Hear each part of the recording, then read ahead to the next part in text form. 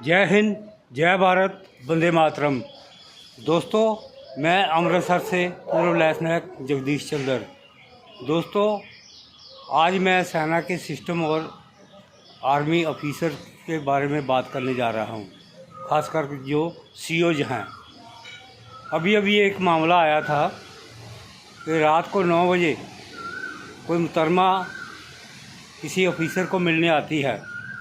जो RP duty कर रहा था जवान, उसने उसको रोका और कारण पूछा। उसने बिल्कुल अपना ड्यूटी किया। उसके बाद सीओ के पास रिपोर्ट पहुंचती है। सीओ जो है वो ऑफिसर को छोड़ देता है। वहीं एक जवान की मंगेतर आई थी तो उसको भगा दिया था। और यहाँ पे ऑफिसर है, इसलिए उसके लिए रूल अलग हैं।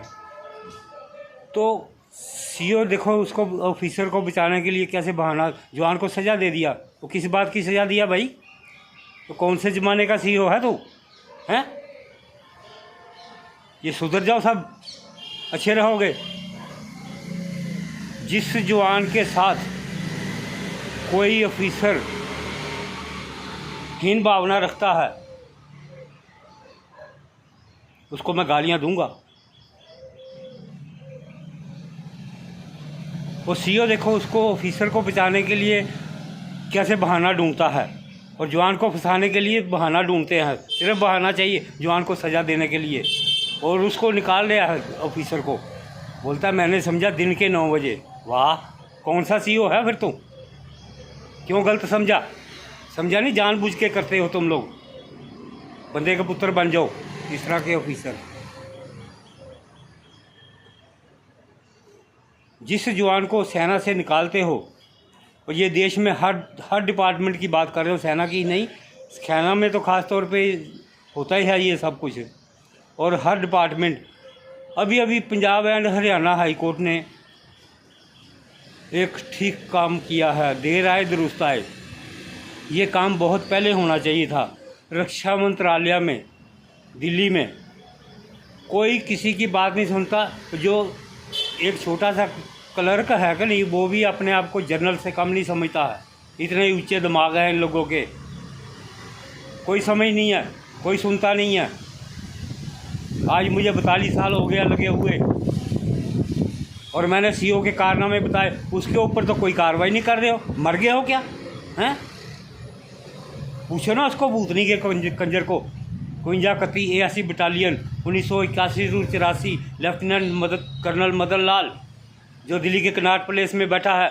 दिल्ली में बैठे सब धांधलियाँ करते हैं। दिल्ली से उसको धांधली करके लगाया, उसकी बीवी के साथ जफ्फियाँ डाल के उसको लगाया। और वहाँ भी श्रीनगर में भी जफ्फियाँ डाल रही थी। इस तरह का सी होता है क्या? तो कोई बोलता भी नहीं है। मुझे 2001 में 31 साइबेरिया कमांडर, पहले 2 कर्नल साहब मुझे प्रेयर लेटर दिए हैं।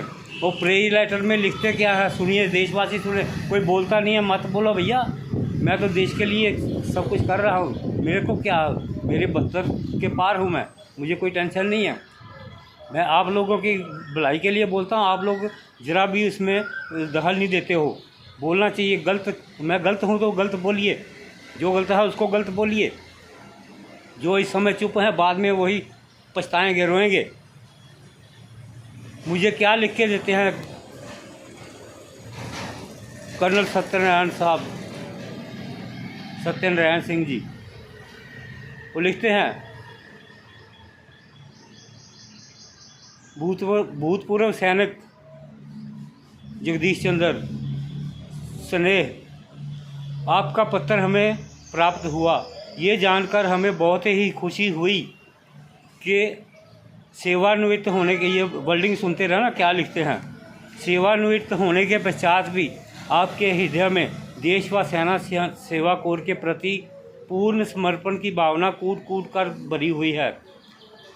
वैसे इस समय आपकी उपस्थिति अनिवार्य नहीं। यदि भविष्य में हमें ज़रूरत पड़ेगी तो हम आपको शीघ्र ही सूचित करेंगे। आपका पत्र, ये पूरी आपकी भावना एक प्रेरणादायक संदेश है।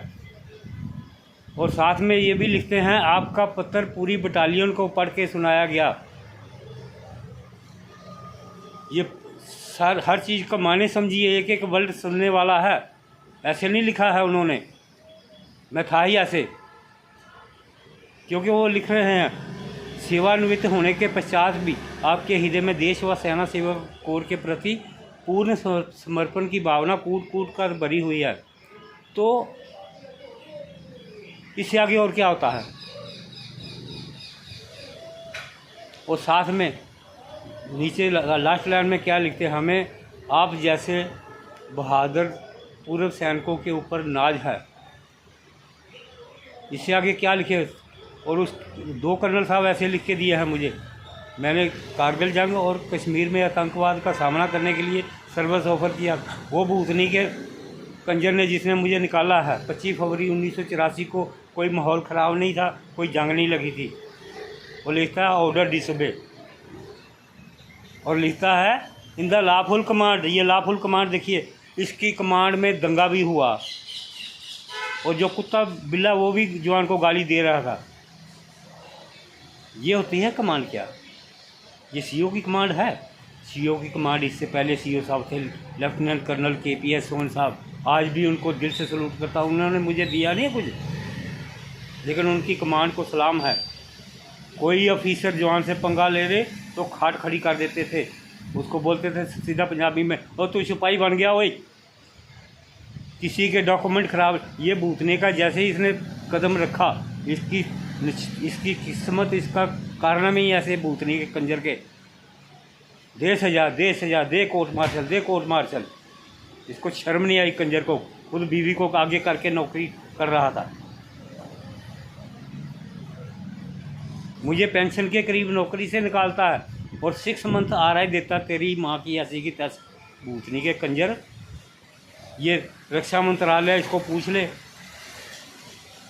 मुझे दुख भी होता है, ये मैं बोलता हूँ, लेकिन उसके खिलाफ कोई बात नहीं सुनता है, कोई कार्रवाई नहीं किया। 41 साल तक मैं खामोश रहा हूँ, ये चीज़ें अपने अंदर दफन करके, और मुझे पता मैं कैसे दफन करके बैठा था।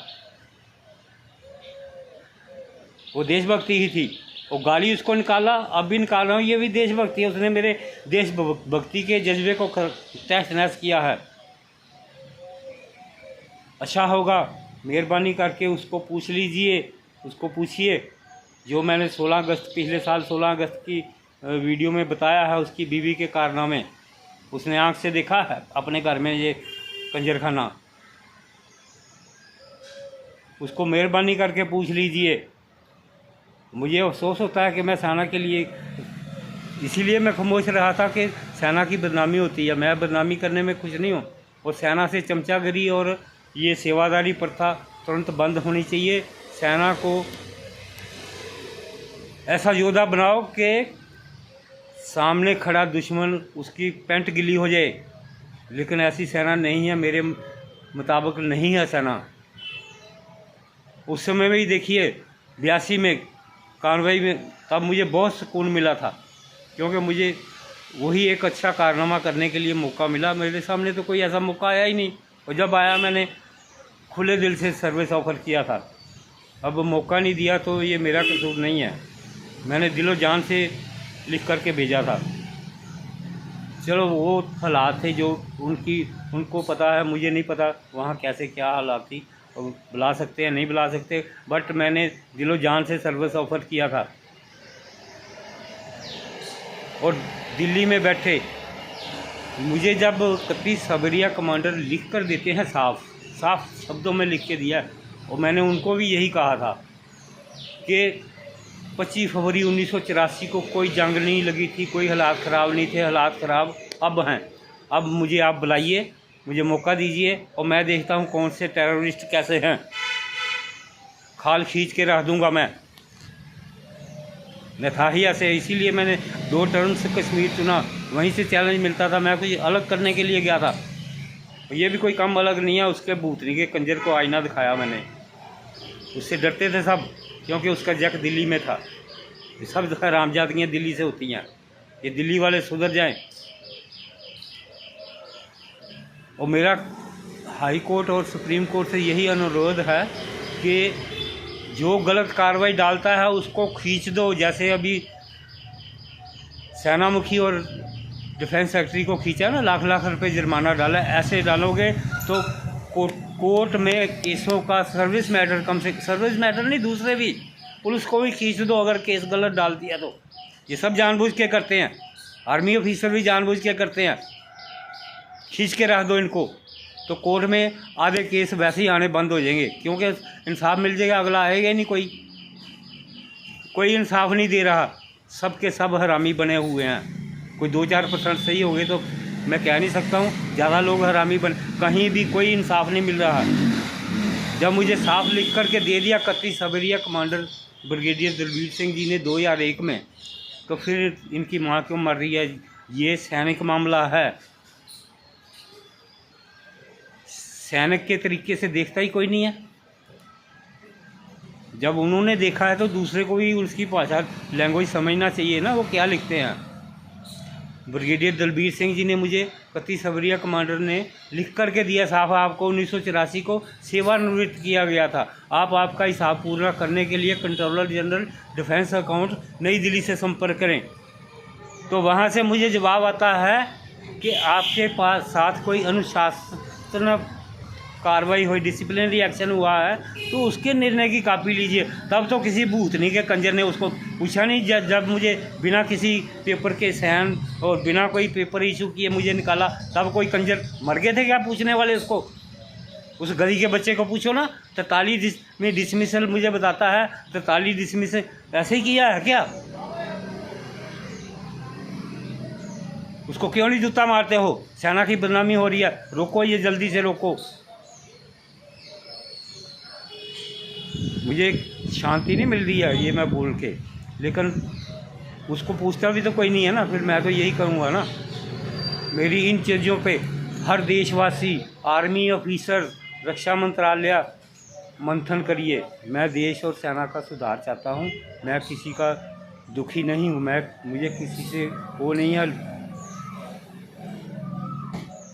मेरी इन चीज़ों पे गौर करिए, अमल करिए, असर करिए, और हर देशवासी मंथन करके अपना विचार, कोई बोलता ही नहीं है, बोलोगे तो अच्छा है। वो एक कहावत है कि नहीं, जो अभी खामोश है कि नहीं, वो बाद में पछताएंगे हमने बोला क्यों नहीं था। आपके बच्चे भी आपको बोलेंगे, क्योंकि आपके बच्चे भी आपके जैसे ठीक होंगे, तो वो बोलेंगे कि आप उस समय क्यों नहीं बोले थे। तो मेरी बातों पे असर कर लीजिए। मेरा क्या, मैं तो 72 के पार जा चुका हूँ, मेरा कोई और नहीं है। मैं तो देश और सेना के हित के लिए बात कर रहा हूँ। ओके, बाय, जय हिंद।